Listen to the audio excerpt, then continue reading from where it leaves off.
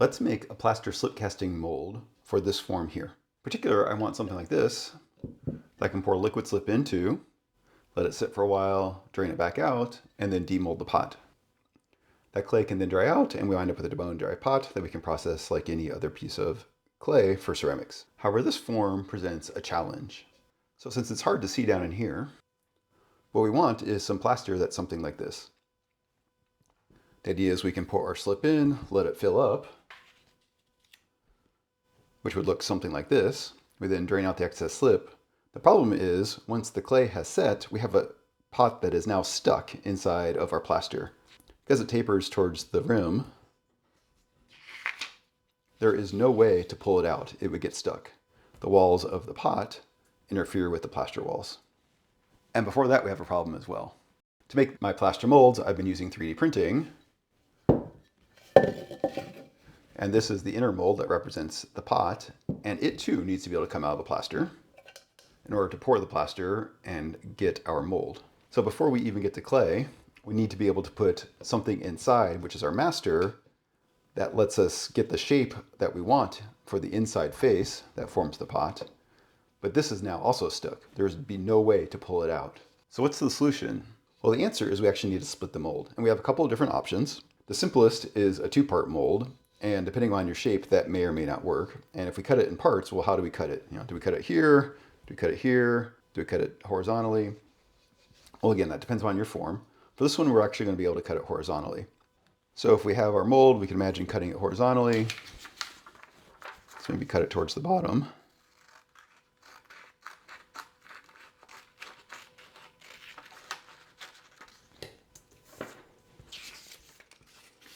And now we have a 2-part mold. Now, if we poured clay in it while it was solid, we'd then be able to demold the bottom because the clay would stay together and we could slide this that way.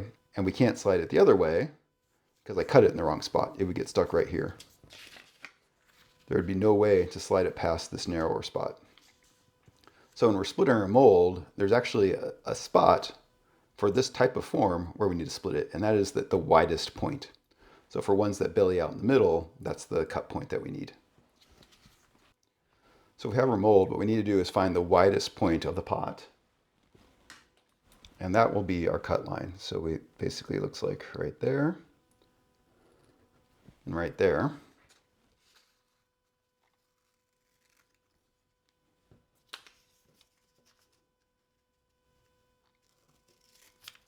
So we have something that looks like this. This looks like it's 2 pieces, but that's just because it's in 2D. In 3D, it would be connected together. So we can pour in our liquid slip, just like that. And when the pot sets, we can now slide the bottom part of the mold that way, and the top part of the mold that way.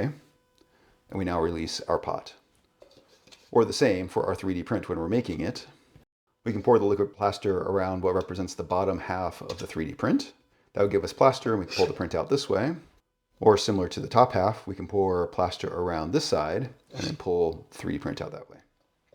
For other forms, you might need to split it differently. Sometimes you want to split it vertically, or you might need a multi-part mold where you want to split it both horizontally and vertically. But for this one here, we only need a 2-part and it's split that way. One thing to note is that this piece here looks a lot like our existing shape cast forms. We could imagine having, say, a bowl that was this shape, just the bottom half of this, and all of the stuff we have for shapecast would work as is. We'd have an inner form, we'd have our outer walls, and then we'd have the ring to connect things together. And with the exception of this hole here, which we need to pour the slip in, it's actually true for this half as well. So if I were to flip this around, again, this kind of looks like some sort of upside down bowl. It's a little bit funky shaped. And if we were to imagine this hole wasn't here, it would again look like more or less a normal 1-part mold. So the only modifications we really need to do is to make it so that we can pour this hole. Of course, everything's poured upside down. Things are actually poured this way, just like this when we pour the plaster. So we have our form upside down. That's so when we pour the plaster in, any of the bubbles will come away from the surface. Or likewise here, any bubbles will come away from the surface. So to get this hole, all we really need is the 3D print to stick out the top. So with the current version of Shapecast, if you're creative, you can actually do this. What you need to do is be able to turn off the slip wells, which is an option for Pro, and then you need to split your form in half. So you have the bottom half and the top half. again, split at the narrowest point, and then you can modify the top half so it extends out, basically creating some extra piece of the form, and then in the slicer, cut off the outer walls. However, since Shapecast is mine, I have a prototype that lets me do two-part molds. So instead of in paper, this is what they look like as 3D prints. So for the bottom half of the mold, it looks more or less like a normal Shapecast mold, only the exception is we don't have the slip well, in particular here. I turn this off. So we have this form, we have the bottom ring,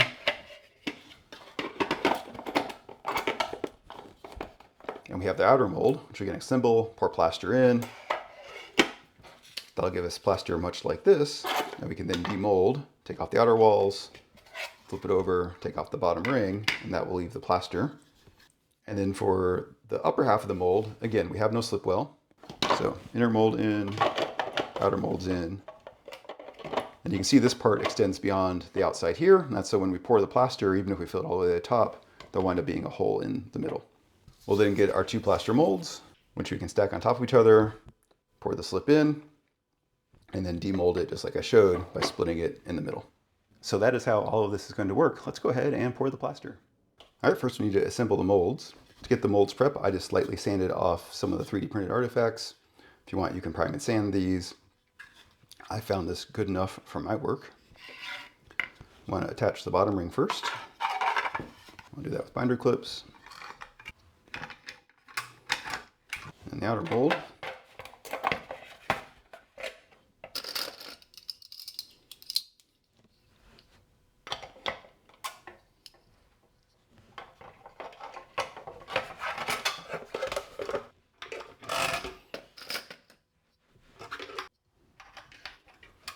Just like that. So we'll pour plaster in here and double check I got binder clips everywhere. And top half of the mold, same thing.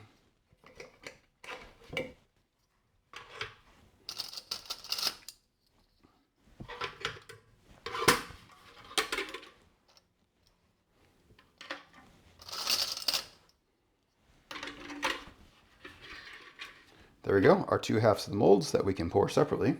I should note that you don't actually need to use Shapecast or 3D printing to do this. If you have an existing object that you want to make a two-part mold of, basically the idea is that you can put your coddle boards around it and you want to then pour plaster halfway. You can do that by either a clay up method, so you put clay on half of it and then pour the plaster against that, or just very, very careful with your plaster pour.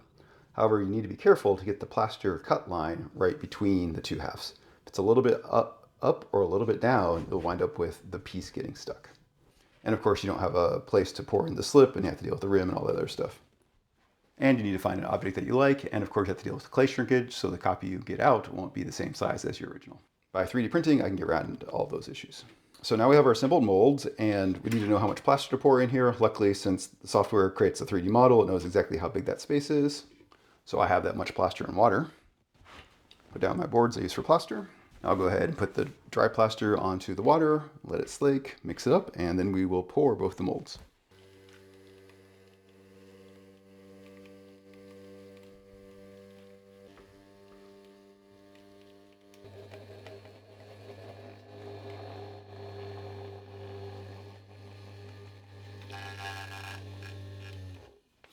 All right, so the plaster, now I'll let it slake.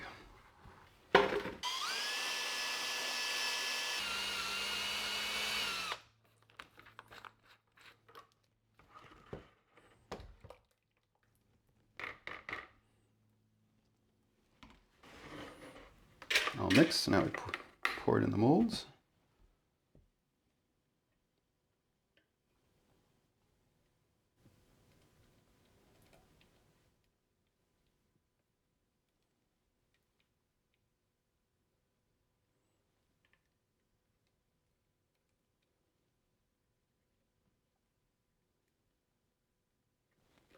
So it goes up to the top.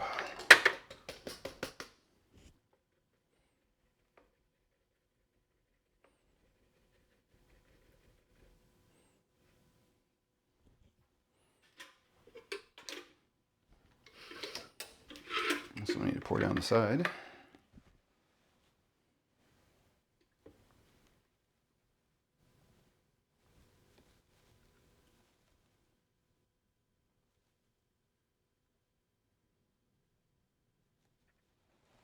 just like that.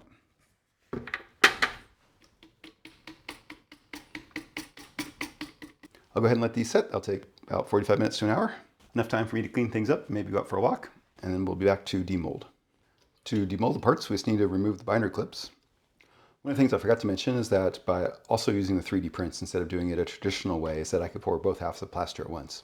Otherwise, you have to pour one half, use mold soap, and then pour the other half. So it means 2 mixings of plaster. This way, I just have to do it once. And I don't need any mold soap or anything like that.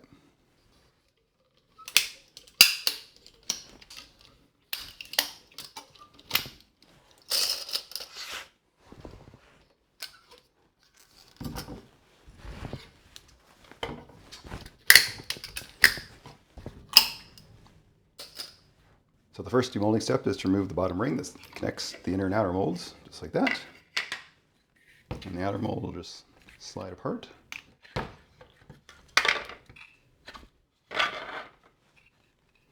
Got a little bit of flash, but it's very thin.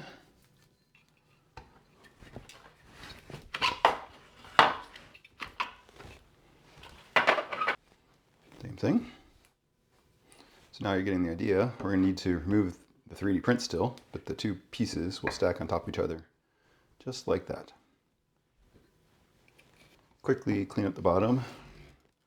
There's a meniscus, basically, just like with water. It grabs on to the sides with surface tension.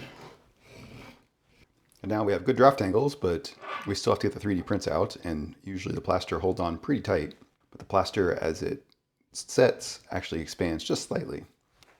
So I shrink it with this. This is a mixture of isopropyl alcohol with some water in it that I keep in my freezer so it stays liquid. That's why there's isopropyl alcohol. And we'll pour that in, and it will make the 3D print cold, shrinking it just a tiny bit.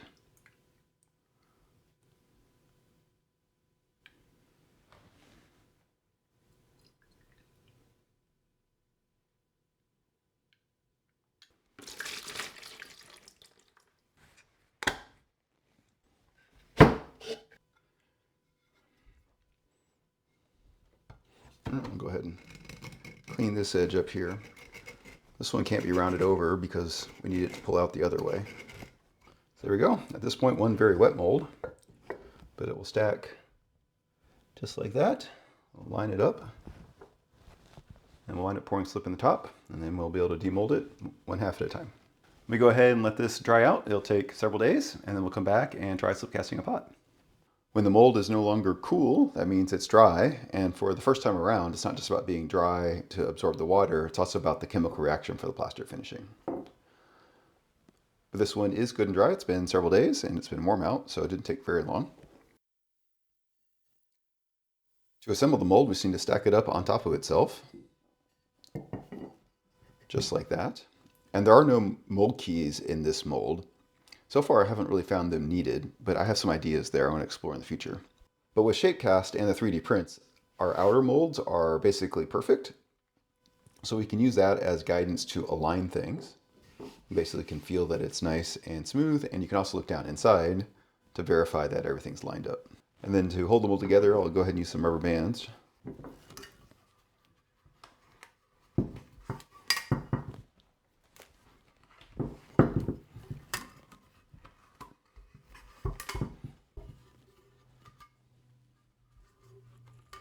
Double check everything's aligned. And you can take a look down inside to verify as well. Make sure that seam looks good. And I just mixed up my slip, so it's good to go. We'll slip cast this like any other pot. Fill it all the way up to the top. There's extra plaster here to act as a reservoir.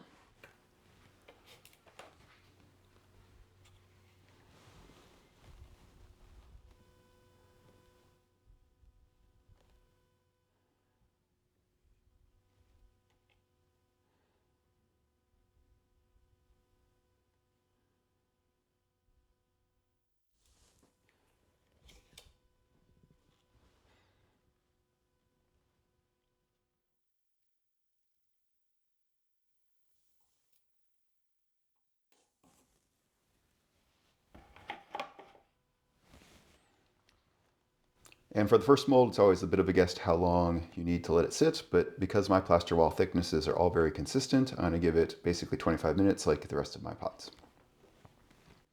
You can see how much the level of slip has dropped. We have a smaller surface area at the top of the pot relative to the volume compared to our one-piece molds. So that's basically all the water that's been absorbed and let us form the pot out of the slip. We can now dump it out just like any other. You want to be careful not to shift it around, and then we'll drain it.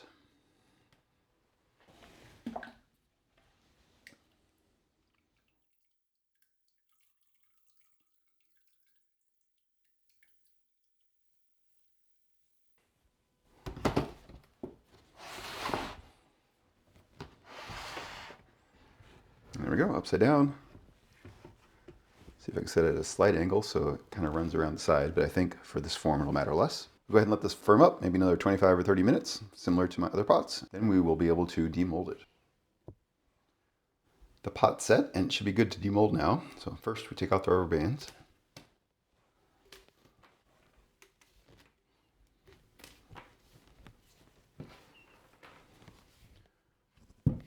And then next we have this excess clay here, and it's probably holding on, so we don't want to pull. I want to trim it first. For 1 part molds with the slip well, I would take a razor and go like that. However, that won't work very well because of the curvature going down. So I have a few options. I think I'll go ahead and try my needle tool.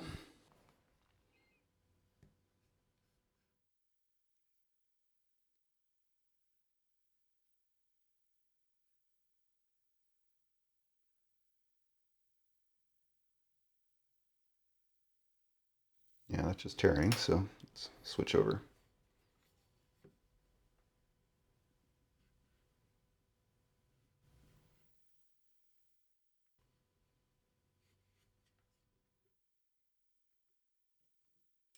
There we go, we've cut all of the clay that was up against the top here, so we should be able to pull apart. Let me take a rib here and break it loose.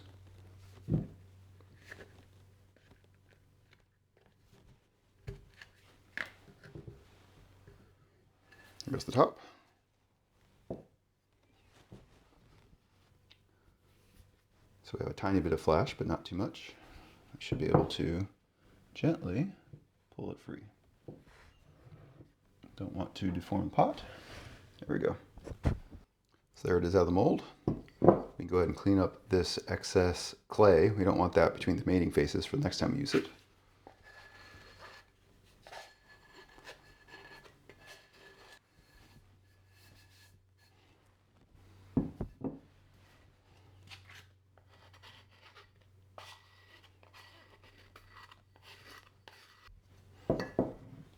And our mold's good to go again for next time once it dries out. Just set that off to the side.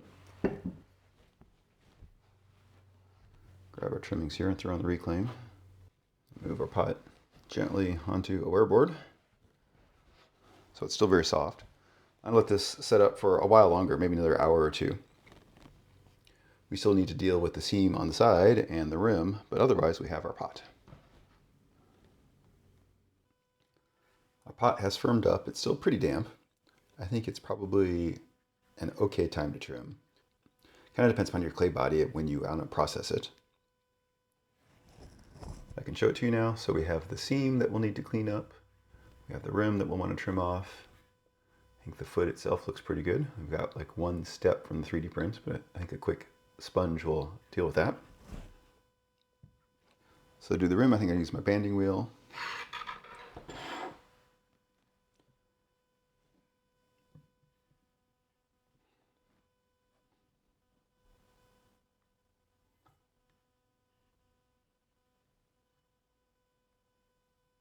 Get that reasonably centered.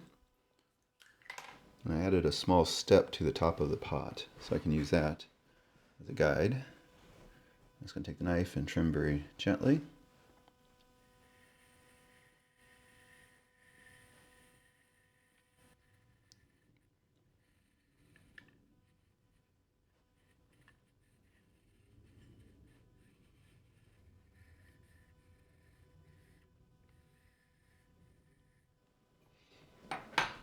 Go around a few times like that.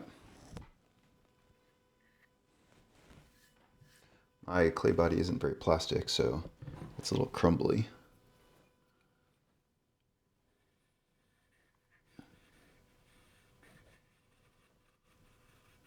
And to clean up the inside of the rim, let's use a sponge here.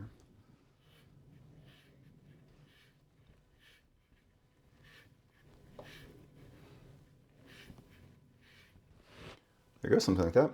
I'll probably clean this up a little bit more once it's a little bit more firm and get it a little bit more even, but that's most of it. Because of the way I trimmed it, basically going straight down, the lip here is thinner. If you want, you can trim it differently to get a different effect.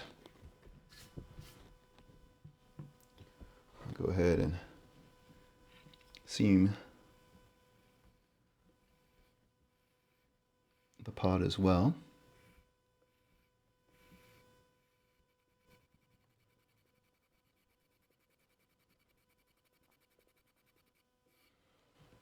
Just a bunch of very gentle passes, that gets the most of it. Same thing with the sponge, get the rest of it.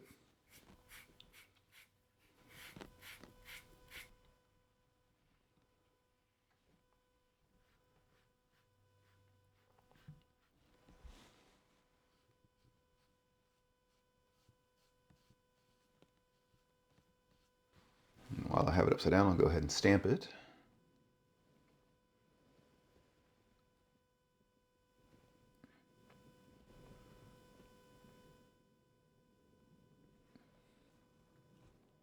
There we go, put my maker's mark in it, got that little 3D printed line out, and there's the seam. Again, I might go over this one more time once it's firmed up a little bit more.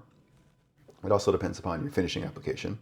If this is raw clay, you would definitely want to be a little bit more careful. If you're going to glaze it, usually the seam more or less disappears. So there you have it, going from a concept and splitting it in half so that we can make a two-part mold. This two-part mold is very similar to two one-part molds, with basically the one exception being this extension here to the top, which lets us get the hole that we pour the slip into. The bottom is more or less the same.